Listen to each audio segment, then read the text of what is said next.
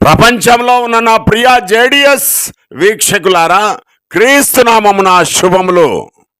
అందరికీ శుభం. ఈరోజు ఆలోచింపజేసే నిత్య రాజ్యంలోనికి నడిపించే వాక్య సందేశం, ఏర్పరచుకున్న వాక్య సందేశం ఏమిటంటే, రక్తం ఇచ్చింది యేసా యెహోవానా? ఈ రోజున తేల్చేసుకుందాం. అపోస్తుల కార్యములు 20:28 పరిశీలన చేస్తున్నాం. దేవుడు రక్తం ఇవ్వలేదురా అజ్ఞాని. దేవుని ప్రజలైన ప్రపంచ మానవాళికి రక్షణనివ్వడానికి దేవుని చేత నిర్ణయించబడ్డాడు యేసు. ఆ కార్యానికై దేవుని గొర్రెపిల్ల యేసు.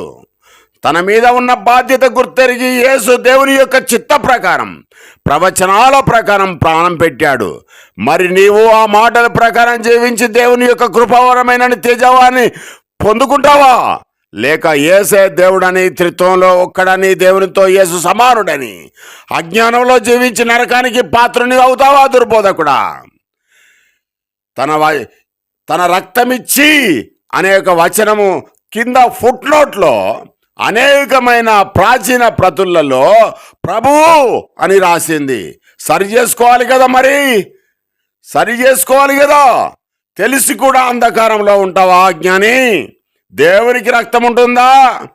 ఆయన ఆత్మ కదా, మనిషికి రక్తం ఉంటుంది. యేసు క్రీస్తు నరుడు. దేవునితో క్రీస్తును సమానునిగా చేస్తావా అబద్ధ బోధకుడా? ఎఫెసీయులకు రాసిన పత్రిక 1:7 దేవుని యొక్క ప్రియుడైన క్రీస్తు రక్తం వలన పాపమునకు క్షమాపణ కలుగుతున్నది అని రాస్తుంది. యోహాను రాసిన మొదటి పత్రిక 1:7 యేసు రక్తం ప్రతి పాపం నుంచి పవిత్రులుగా చేస్తుంది అని రాస్తుంది. దేవుని రక్తం కాదు, క్రీస్తు రక్తం. ఎంతకాలము ప్రజల్ని మోసం చేసి ధనము, కీర్తి, ప్రతిష్ట కోసం వెంపర్లాడుతుంటావు దుర్బోధకుడా, తోడేళ్లలాగా.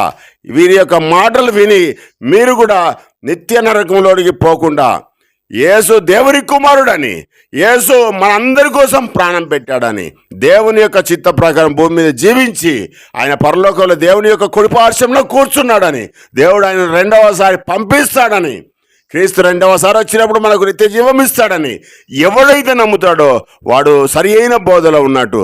ఈ వాక్యం దేవుడు దీవించుగాక. ఆమేన్.